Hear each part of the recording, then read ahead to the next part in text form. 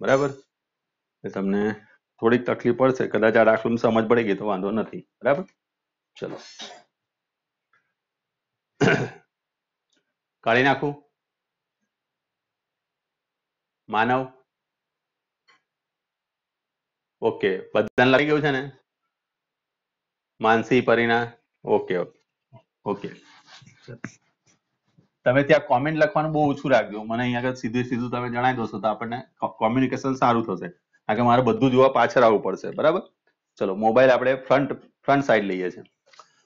હવે તમને અહીંયા આગળ ખૂબ જ સૂક્ષ્મ અંતરોનો અંદાજ મેળવવો. બરાબર. ખૂબ જ સૂક્ષ્મ અંતરોનું માપન. ખૂબ જ સૂક્ષ્મ અંતરોનું માપન. કોઈ જગ્યાએ આવું પૂછાય નહીં લાંબુ ક્વેશ્ચન, આવો નથી. આ ટોપિક નું નામ છે. બરાબર. કે ખૂબ જ સૂક્ષ્મ અંતરો. બરાબર. દાખલા તરીકે તમને અણુઓનું પરિમાણ પૂછ્યું, અણુ વચ્ચે બે અણુઓ વચ્ચેનું અંતર પૂછ્યું, આ બધા સૂક્ષ્મ અંતરો થયા. તો સૂક્ષ્મ અંતર માપવા માટે આપણે ખબર હોય તો ડુંગળીનો કોષ જોવા માટે આપણે માઇક્રોસ્કોપનો યુઝ કરીએ છીએ. તો માઇક્રોસ્કોપની અંદર આપણે પ્રકાશનો ઉપયોગ કરીએ. જો માઇક્રોસ્કોપ તમે જોયું હોય તો એક નાની નીચે છે ને પેલા અરીસા જેવો છે, અરીસાને તમે પ્રકાશ તરફ સેટ કરો છો પછી ડુંગળીનો કોષ જોતા હશો. બરાબર. યાદ આવ્યું કઈ આવું? ડુંગળીનો કોષ બતાવ્યો તો તમને 7મા 8મા 9મા? હા, તો એની અંદર આપણે પ્રકાશનો ઉપયોગ કરીએ. એને કહેવાય ઓપ્ટિકલ માઇક્રોસ્કોપ. કયું કહેવાય? Optical microscope. બરાબર. Optical microscope. બરાબર. તો ઓપ્ટિકલ માઇક્રોસ્કોપ જે છે એની અંદર આપણે પ્રકાશનો ઉપયોગ કરીએ છીએ. હવે પ્રકાશ એટલે શું છે? તો પ્રકાશની અંદર રેડિયો તરંગ આવે, માઇક્રો તરંગ આવે, ઇન્ફ્રારેડ આવે, વિઝિબલ આવે, અલ્ટ્રાવાયોલેટ આવે, ગેમા રે આવે ને એક્સરે આવે ને ગેમા રે આવે. આ રીતે પ્રકાશનું આખું વર્ણપટ છે. તો પહેલા આવશે માઇક્રો તરંગો. માઇક્રો તરંગ, પછી રેડિયો તરંગ, પછી ઇન્ફ્રારેડ, રેડિયો પછી ઇન્ફ્રારેડ, ઇન્ફ્રા ગુજરાતીમાં લખવા દે, ઇન્ફ્રારેડ, પછી વિઝિબલ અથવા તો દ્રશ્ય પ્રકાશ આવશે, પછી અલ્ટ્રાવાયોલેટ આવશે, પછી અહીંયા આગળ એક્સરે આવશે, એક્સરે અને છેલ્લે આવશે ગેમા રે. આ રીતનું એમાંથી આપણે આ વિભાગ જોઈએ છે અને આ વિભાગની તરંગ લંબાઈ તમને આપી છે 4000 થી 7000 એંગસ્ટ્રોમ. બરાબર. 7000 થી 4000 આમ તો લખાય. બરાબર. ચલો 4000 થી 7000 એંગસ્ટ્રોમ આટલી તરંગ લંબાઈ આપણે આના વડે નિહાળી શકીએ. આટલી જો હશે એ જ વસ્તુ આપણે નિહાળી શકીએ, એનાથી વધારે નિહાળી શકતા નથી. પણ અણુ અને પરમાણુ વચ્ચેનું અંતર, અણુ જે છે એ 1 એંગસ્ટ્રોમ અંતરના છે. તો સ્વાભાવિક છે કે આ જે માઇક્રોસ્કોપ છે એ આપણી મર્યાદા થઈ ગઈ. એ કેટલી થઈ ગઈ? તો 1 એંગસ્ટ્રોમ વાળું આપણે આના વડે માપી શકીએ નહીં. તો એને માપવા માટે ઓપ્ટિકલ માઇક્રોસ્કોપની જગ્યાએ લાય ઇલેક્ટ્રોન માઇક્રોસ્કોપ. શું લાયા? Electron microscope. ઇલેક્ટ્રોન માઇક્રોસ્કોપમાં ઇલેક્ટ્રોન ને ઇલેક્ટ્રિક અથવા તો વિદ્યુત ક્ષેત્ર અને ચુંબકીય ક્ષેત્ર બંનેનો ઉપયોગ કર્યો. હવે તમે આગળ જ્યારે હું તમને ભણાવીશ ત્યારે જોશો કે ભાઈ ઇલેક્ટ્રોન અમુક સંજોગોમાં તરંગ તરીકે વર્તે, અમુક સંજોગોમાં કણ તરીકે વર્તે. અને આ ઇલેક્ટ્રોન માઇક્રોસ્કોપની પણ એક મર્યાદા છે, કારણ કે ઇલેક્ટ્રોનની જે તરંગ લંબાઈ આપેલી છે એ 1 એંગસ્ટ્રોમ છે. બરાબર. તો 1 એંગસ્ટ્રોમ સુધીનું થી ઓછું અંતર હોય, બરાબર, એ માપવાની અંદર આપણને તકલીફ પડે. આમ તો આના વડે અત્યારે ટનલિંગ માઇક્રોસ્કોપ આવ્યો છે. ટનલિંગ માઇક્રોસ્કોપ થી 0.6 એંગસ્ટ્રોમ સુધીનું પણ તમે અંતર માપી શકો છો. બરાબર. આ જે સાધનોના નામ છે, સાધનોના વિસ્તાર છે, એ જ ખાલી તમને પરીક્ષામાં પ્રશ્ન પૂછી શકાય છે. બરાબર. માટે એને ટીક કરવાની કોશિશ કરજો. તો પહેલું તમને ટીક કરાવું છું એ પ્રમાણે જો કણનું પરિમાણ 10⁻⁸ થી 10⁻10 મીટરના માપન માટે સ્ક્રૂ ગેજ કે તેના જેવા સાધનનો ઉપયોગ કરી શકીએ નહીં. મેં તમને છેલ્લે શીખવાડ્યું 10⁻⁴ માટે સ્ક્રૂ ગેજનો ઉપયોગ કરાય. બરાબર. પણ એનાથી નાનું એટલે કે 10⁻8 થી 10⁻10 એની માટે વપરાય નહીં. આની માટે આપણે ઓપ્ટિકલ માઇક્રોસ્કોપ એટલે કે દ્રશ્ય પ્રકાશનો ઉપયોગ કરે છે. પ્રકાશી તરંગ પ્રકૃતિ ધરાવતો હોવાને કારણે પ્રકાશની તરંગ લંબાઈ જેટલા અંતર માટે વિભેદન માટે ઓપ્ટિકલ માઇક્રોસ્કોપ વાપરી શકાય છે. અંડરલાઈન કરજો. કયો માઇક્રોસ્કોપ? તો ઓપ્ટિકલ માઇક્રોસ્કોપ. બરાબર. હવે થોડુંક 12મા ધોરણનું છે એટલે થોડુંક તમને અંદાજ નહીં આવે. બરાબર. હવે 1 એંગસ્ટ્રોમ, બરાબર, 1 એંગસ્ટ્રોમ માપક્રમમાં એ તમે જાણતો 10⁻10 ના પરિણામે ઓપ્ટિકલ માઇક્રોસ્કોપ વડે આ ક્રમથી નાના પરિમાણના કણોનું વિભેદન કરી શકાતું નથી. ત્યારબાદ ઇલેક્ટ્રોન માઇક્રોસ્કોપ વિકસાવવામાં આવ્યો. એ દ્રશ્ય પ્રકાશને બદલે ઇલેક્ટ્રોન બીમનો ઉપયોગ કરવામાં આવે છે. ઇલેક્ટ્રોનને યોગ્ય રીતે ડિઝાઇન કરીને વિદ્યુત અને ચુંબકીય ક્ષેત્રમાં કેન્દ્રિત કરવામાં આવે છે. આવા ઇલેક્ટ્રોન માઇક્રોસ્કોપની વિભેદન શક્તિ પણ સીમિત હોય છે, કારણ કે ઇલેક્ટ્રોનની પણ તરંગ પ્રકૃતિ ધરાવે છે. મેં તમને કીધું કે ઇલેક્ટ્રોન તરંગ પ્રકૃતિ પણ ધરાવે, કણ પ્રકૃતિ ધરાવે, એ તમે આગળ જતા ભણવાના છો, બરાબર. ઇલેક્ટ્રોનની તરંગ લંબાઈ 1 એંગસ્ટ્રોમ કરતા પણ નાની હોય છે, 10⁻, બરાબર. અત્યારે જે આપણે શોધી રહ્યા છે 10⁻6 જે છે વિભેદન શક્તિ ધરાવતો, એ આપણે બનાવવામાં આવેલો છે, બરાબર. અને હાલમાં ટનલિંગ માઇક્રોસ્કોપ ની મદદથી પણ વિભેદનની મર્યાદા કરતા સારી છે, બરાબર. 1 એંગસ્ટ્રોમ કરતા સારી છે. કયું માઇક્રોસ્કોપ? યાદ રાખજો, ટનલિંગ માઇક્રોસ્કોપ. એ કદાચ તમને પરીક્ષામાં પ્રશ્ન પૂછે. તેની મદદથી અણુનો પરિમાણને આપણે અંદાજ મેળવીએ છીએ. એક બીજી પણ રીત છે ઓલિક એસિડની રીત, બરાબર. આટલી સમજ પડી? આની અંદર એક બીજી રીત આવે છે, એક ઓલિક એસિડ, બરાબર. એ આપણે જોઈએ.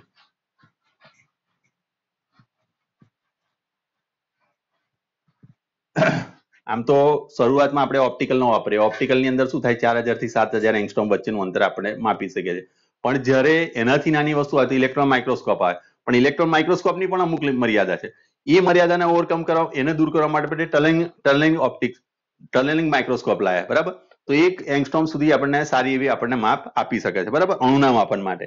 પણ સપોઝ માન લો કે એનાથી નાનું માપ માપવું છે, તો એની માટે આપણે ઓલિક એસિડ નો ઉપયોગ કરીએ છીએ.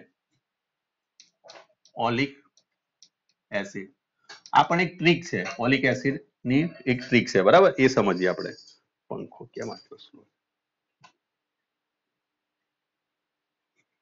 પંખો બહુ ધીમો હતો. ચલો અહીં જોઈએ આપણે. પંખાને શું થયું છે?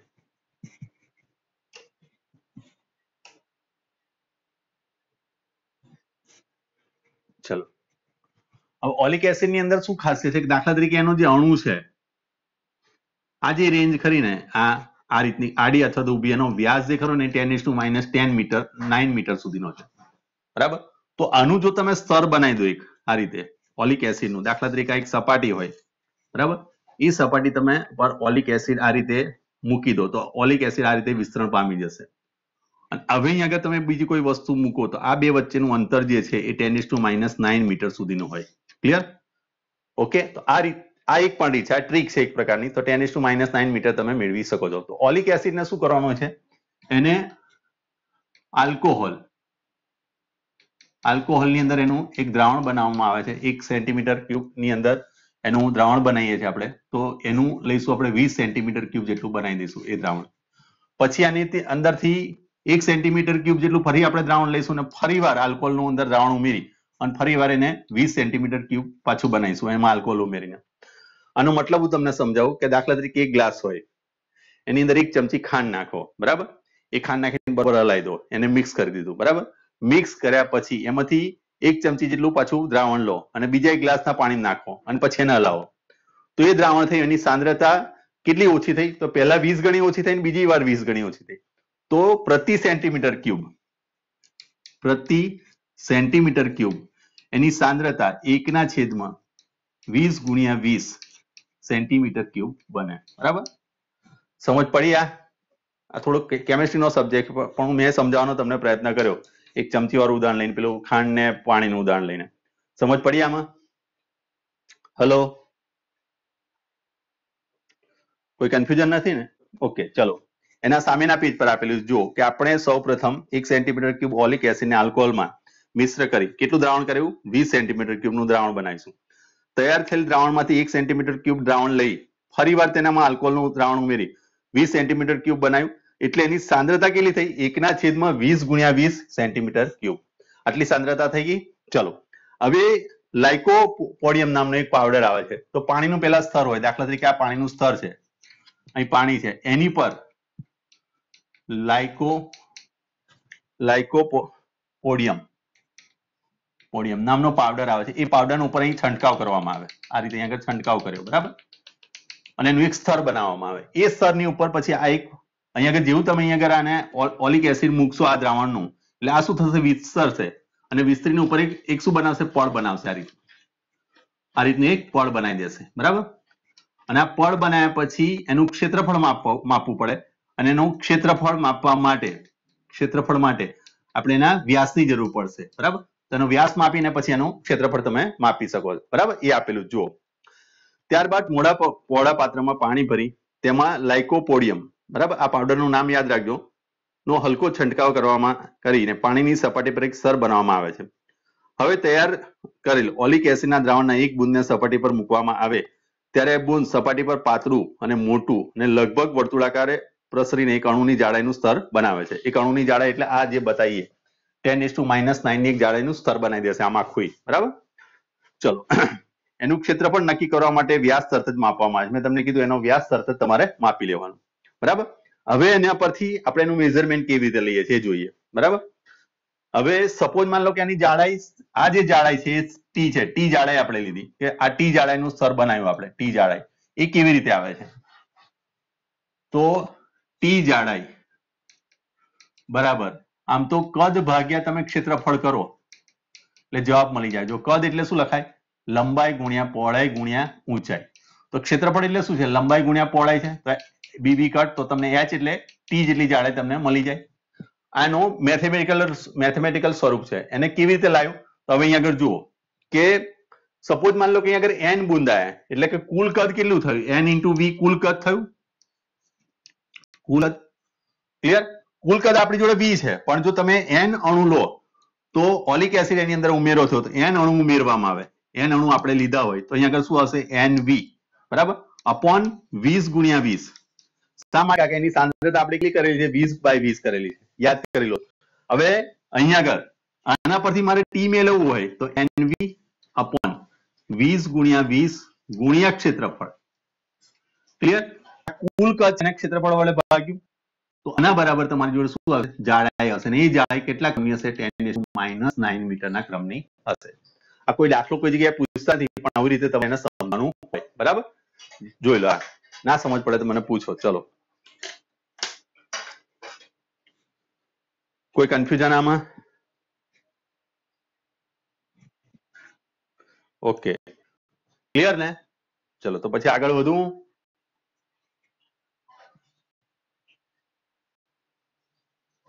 પરીના, માનસી, મિતુલ સમજ પડી ગયા? Hello, okay. આ કોઈ જગ્યાએ રેર કેસમાં કોઈ જગ્યાએ થિયરીમાં તમને પૂછી શકે, બાકી આ એવું હોતું નથી. તમારે યાદ આ રાખવાનું 10⁻⁹ મીટરનું આપણે થાય. ઓલિક એસિડની આપણે આ ટ્રીક છે, એ ટ્રીકની એપ્લિકેશન આપણે કરીએ છીએ. ખાસ કરીને કેમેસ્ટ્રીમાં આનો ઉપયોગ થાય છે. ફિઝિક્સમાં આપણે ખાસ કરીને આનો ઉપયોગ કરતા નથી, પણ છતાંય મૂકેલું છે એટલે આપણે એને ભણ્યા, બરાબર? ઓકે, ચલો. મારે એસિડ બેઝ સાથે હમણાં કશી લેવા દેવા હોતી નથી. ચલો આપણે આગળ વધીએ. હવે આપણને શું કીધું કે દાખલો આપેલો છે કે ન્યુક્લિયસનું પરિમાણ 10⁻15 મીટરનું છે. કેટલા? 10⁻15 મીટરનું છે. ઉદાહરણ નંબર 2.5, બરાબર? ચલો, તો 15 થી 14 સુધીનું છે. એને વધારીને એક તીક્ષ્ણ પિન ના સ્વરૂપ જેટલી કરવામાં આવે તો પરમાણુનું અંદાજિત પરિમાણ શું હશે? પિનની અણુનો વિસ્તાર 10⁻⁵ થી 10⁻⁴ લો. આ 14 આટલા સુધીનું છે અને આપણે એના આટલા ક્રમમાં કરવું છે.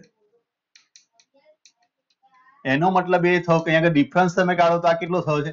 10⁻10 મીટર. એનો મતલબ એ થયો કે 10 ગણું, 10 ની 10 ઘાત ગણું થવું જોઈએ. ક્લિયર? સમજ પડે છે? તો આટલા મીટર છે. અહીંયા આગળ આ પણ તમારું એટલું જ થવાનું. આ પણ ડિફરન્સ કાઢશો એટલે કેટલો લખાશે? 10⁻10 મીટર. એને તમારે આટલા ગણું કરવું છે. જો એને આટલા ગણું કરો તો શું થાય? આ જે આપણી જોડે જે પરિમાણ છે, આ પરિમાણને પરિમાણ, બરાબર, પરિમાણ એટલે કદ જ થાય, બરાબર? આટલું છે 10⁻10 અને એને જો આટલા ગણું કરી દઉં 10:10 જેટલું. આ કે અહીંયા આપણને શું કીધું? 10⁻⁴ 5 થી 10⁻⁴ ગણું કરો. એનો મતલબ કે બંને વચ્ચેનો તફાવત 10 ગણો રહ્યો. તો 10 ગણો અહીંયા મારે કરવું હોય તો અહીંયા ઇન્ટુ 10:10 મીટર કરવા પડે. તો 10 અહીંયા આગળથી તમે જોશો કે આધાર સરખો ઘાતાંકોનું સમેશન. તો ઉપર 0 ઘાત -10 + 10 10 ની 0 ઘાત, 10 ની 0 ઘાત એટલે 1 મીટર. એનો મતલબ એ થયો કે 1 મીટરનું તમે એક વર્તુળ દોરો.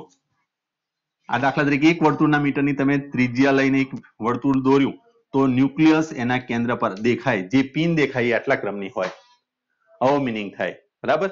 જો એને ન્યુક્લિયસના પિન તરીકે એક ટાંકણી તરીકે આપણે જો રજૂઆત કરવી હોય તો શું કરવું પડે? 1 મીટરનું આખું વર્તુળ લેવું પડે અને એ જે ટાંકણીની જે પિન દેખાય એના કેન્દ્ર પર દેખાય એ ન્યુક્લિયસ દેખાય. બરાબર? આ રીતનો અહીંયા આગળ દાખલો છે. જો ન્યુક્લિયસના માપક્રમનો વિસ્તાર 10⁻15 થી 14 મીટરના ક્રમનો છે. પિનની અણીના માપક્રમનો વિસ્તાર 10⁻5 થી 10⁻4 જેટલો છે. એટલે કે માપક્રમ 10:10 ગણો છે. 10 ગણો વિસ્તાર થઈ ગયો. આના કરતા તમે જોઈ શકો છો, આના કરતા 10 ગણો વિસ્તાર થઈ ગયો. બરાબર? લગભગ 10⁻10 ના પરિમાણના પરમાણુનું પરિમાણ વધારીને 1 મીટર ક્રમનું કરવાનું છે. અહીંયા આગળથી આનો 10 ગણો કરો તો 1 મીટર ક્રમનું થઈ જાય. 1 મીટર ક્રમનું થઈ જાય એટલે મતલબ કે તમે એક ગોળો બનાવો અને એની ત્રિજ્યા એવી હોય કે 1 મીટર હોય તો એના કેન્દ્ર પર, બરાબર, પરમાણુ એટલે ન્યુક્લિયસની સાઈઝ 1 મીટરના ત્રિજ્યાવાળા ગોળાના કેન્દ્ર પર, આ કેન્દ્ર પર જે રહેશે એની પિનની જેટલી નાની મળશે, આટલી નાની તમને જગ્યા મળે. બરાબર? તો એનો મતલબ એ થયો કે પરમાણુ આટલો મોટો હોય તો ન્યુક્લિયસ એનું આટલું નાનું હોય, એવો અંદાજ તમને આવે. બરાબર? જોઈ લો. આ દાખલાનો સંબંધ આપણે મને પૂછો.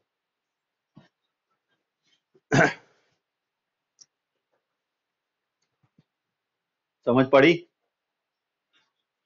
શા માટે 10:10 વડે ગુણ્યા એને? માનવ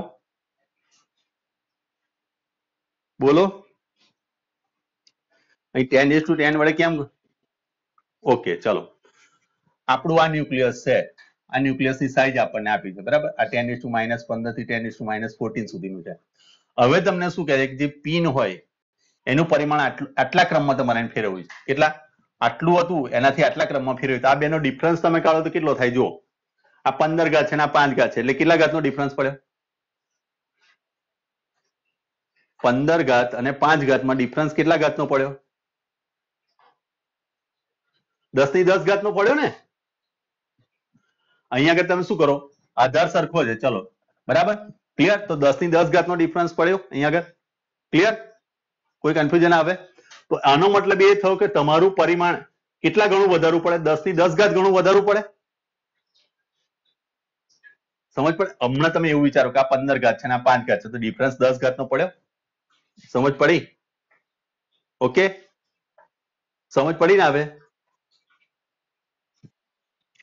ઓકે, તો હવે અહીંયા આગળ જો આ બધું તો માઇનસમાં છે, એટલે એનો મતલબ શું થયો? તમારે આનું પરિમાણ આટલામાં ફેરવવું હોય તો કેટલા ગણું વધારવું પડે? માની લો કે તમારી જોડે 15 રૂપિયા છે, બરાબર? બરાબર? અને એને તમારે 5 રૂપિયામાં કન્વર્ટ કરવા છે, તો કેટલા વાપરવા પડે તમારે? 10 વાપરવા પડે ને? હા, 10. તો એનો મતલબ કે તમારી જોડે 15 ગણું તમારું કદ હતું, એને તમારે 5 ગણા કદમાં રૂપાંતર કરવું છે, તો કેટલા ગણું કદ તમારે કરવું પડે? 15 માંથી તમારે 5 માં, હા, તો 10 ગણું તમારે કરવું પડે. તો 10 ગણું કરવું એટલે કે આના ગુણ્યા અમારે 10 × 10 કરવા પડે. સમજ પડી? આનું 10 ગણું કરવું પડે અને આનું 10 ગણું કરો એટલે આધાર સરખો હોય તો ઘાતાંકોનું સમેશન થાય. તો 10 પ્લસ અને 10 માઇનસ એટલે ઉડી ગયા, 0 ઘાત રહી, એટલે 1 મીટર જવાબ આવ્યો. ઓકે, એનો મતલબ એ થયો કે 1 મીટરનો તમે ત્રિજ્યા લઈને ગોળો બનાવો, એની પર જે એનું કેન્દ્ર આવે એ કેન્દ્ર જેટલું ન્યુક્લિયસ બને અને આ તમારો પરમાણુ બને. આ આગળનો આખો પરમાણુ બને, પણ એનું કેન્દ્ર કેટલું બને? આટલા એના એ જે જગ્યાએ કેન્દ્ર બને એ કેન્દ્ર તમારું ન્યુક્લિયસ કહેવાય. એ ન્યુક્લિયસ અને પરમાણુ વચ્ચેનો ભેદ સમજાવ્યો કે ન્યુક્લિયસ આટલું વિશાળ હોય અને એની જગ્યાએ એનું ન્યુક્લિયસ પરમાણુ આટલો વિશાળ હોય અને કેન્દ્ર આટલું નાનું હોય, એવું અહીંયા આગળ સમજાવવા માંગે છે. હવે સમજ પડી? ઓકે, ઓકે, ચલો.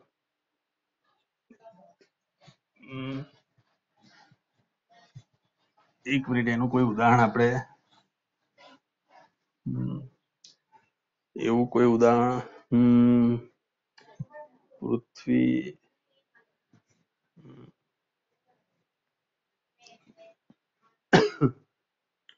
ઓકે, ચલો ફરી વાર કોઈક એવું ઉદાહરણ હશે તો તમને સમજાઈશ. એવું લોકલ ઉદાહરણ કોઈ આવું એવું ફળ મારા માઇન્ડમાં નહીં આવતું, કારણ કે તરબૂચની અંદર તો બિયા વચ્ચે વચ્ચે હોય છે. આપણે એવું ફળ જોઈએ જેના કેન્દ્ર પર હોય એનું બીજ અને ફળ મોટું હોય. બરાબર? એવો મતલબ થયો. આ જે પરમાણુ થાય એ આટલું મોટું થયું 1 મીટરનું અને ક્રમનું તમારું અહીંયા આગળ જે બીજ થાય, આ બીજ છે માની લો, અને આ ફળ છે મોટું, તો આ ગર્ભ થયો બધો. અને એનું કેન્દ્રમાં બીજ થયું. આ બીજ જે થયું એ ન્યુક્લિયસ થયું. આ બાકીનો ભાગ થયો ને એ તમારું પરમાણુ થયું. એવો મિનિંગ કાઢવા માંગે છે અહીંયા આગળ. બરાબર? ચલો. એના પછી હવે લંબાઈનો વિસ્તાર. લંબાઈનો વિસ્તાર. આ બધા વિસ્તારો થોડાક તમને યાદ હોવા જોઈએ. એની અંદરથી પહેલો વિસ્તાર, બરાબર, એ સમજીએ કે આપણે વિશ્વમાં નિહાળી શકતા પદાર્થોના પરિમાણ ખૂબ જ વિસ્તારમાં ફેલાયેલા છે. આ પરિમાણમાં પરમાણુના ન્યુક્લિયસના 10⁻15 જેટલા સૂક્ષ્મ પરિમાણથી લઈને અવલોકિત વિશ્વ 10⁻14 થી 10⁻26 ના હોય છે. બરાબર? એટલે 10⁻40 જેટલો એનો ગુણોત્તર થતો હતો. આપણે આગળ એને ગણાયો હતો. બરાબર? તો હવે એની અંદર અમુક પરિમાણ જે છે એ આપણને ફિક્સ આપેલા કે આને આ કહેવાય. દાખલા તરીકે એક ફર્મી બરાબર લખાય 10⁻15 મીટર. બરાબર? એક એંગસ્ટ્રોમ બરાબર લખાય 10⁻10 મીટર. બરાબર? એના પછી તમને આપેલું છે 1 એસ્ટ્રોનોમિકલ યુનિટ. એક એસ્ટ્રોનોમિકલ યુનિટ જેને 1 AU કહેવાય. 1 AU એટલે 1.496 into 10⁻11 મીટર. આ સૂર્ય અને પૃથ્વી વચ્ચેનું અંતર છે 1 AU જેટલું. બરાબર? એને એસ્ટ્રોનોમિકલ યુનિટ કહેવાય. બરાબર? એક પ્રકાશ વર્ષ એટલે પ્રકાશે એક વર્ષમાં કાપેલું અંતર એને એક LY લખાય. LY નો મતલબ કે લાઇટ યર. બરાબર? ચલો, એનો મતલબ થયો 9.46 into 10⁻15 મીટર. એક વર્ષમાં પ્રકાશ આટલું અંતર કાપે. એના પછી આવે છે 1 PC એટલે પાર્સેક. એક પાર્સેક એટલે પૃથ્વી. દાખલા તરીકે આ પૃથ્વી છે. બરાબર? આ પૃથ્વી છે અને એની ત્રિજ્યા સરેરાશ ત્રિજ્યા છે. આ બે સરેરાશ ત્રિજ્યા વચ્ચેનું ખૂણો 1 સેકન્ડ થાય ત્યારે આ જે અંતર થયું આ અંતર એને 1 PC કહેવાય. બરાબર? અને 1 PC કહેવાય. જ્યારે પૃથ્વી વડે અંતરાયેલો ખૂણો કેટલો 1 સેકન્ડ હોય, આની સરેરાશ ત્રિજ્યા હોય, તે વખતે આ જે અંતર બને, જે ચાપ બને, એ ચાપને 1 PC કહેવાય. 1 PC બરાબર તમારી જોડે મૂલ્ય આવશે 3.08 into 10⁻16 મીટર. આ બધા મૂલ્ય તમને આપેલા છે, જોઈ લો. બરાબર? લખી લો. કોઈ તકલીફ હોય તો મને પૂછો. આમાં મને આ બધા મૂલ્ય લખી દો પહેલા. બરાબર? પછી હું તમને સમજાવું આમાં દાખલો કેવી રીતે આવે. કોઈ કન્ફ્યુઝન હોય તો મને પૂછી શકો છો. 1 PC એટલે ખ્યાલ પડી ગયો કે આ પૃથ્વીની સરેરાશ ત્રિજ્યા છે. આ પૃથ્વીની સરેરાશ ત્રિજ્યા અહીંયા આગળથી આ રીતે દોલન એ ભ્રમણ કરતી હોય. બરાબર? આ ત્રિજ્યા માર્ગે. તો એ વખતે જયારે 1 સેકન્ડ જેટલો ખૂણો રોકે ત્યારે બનતી ચાપ, એ ચાપનું મૂલ્ય 1 PC જેટલું થાય. બરાબર? એને 1 PC અથવા તો 1 પાર્સેક કહેવાય. એક લાઇટ યર, પ્રકાશે એક વર્ષમાં કાપેલું અંતર એટલે 9.46 into 10⁻15 મીટર કહેવાય. એસ્ટ્રોનોમિકલ યુનિટ એટલે પ્રકાશ એટલે કે સૂર્ય અને પૃથ્વી વચ્ચેનું અંતર આટલું છે 1.496. અને અમુક વાર 1.5 પણ લખે છે. 1.5 into 10⁻11 મીટર. બરાબર?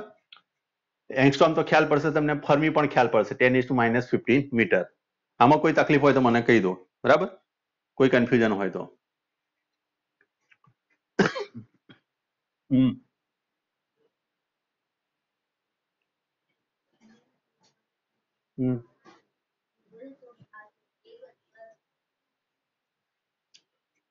ચલો, ખબર પડી ગઈ દરેકને? કોઈ કન્ફ્યુઝન? ઓકે.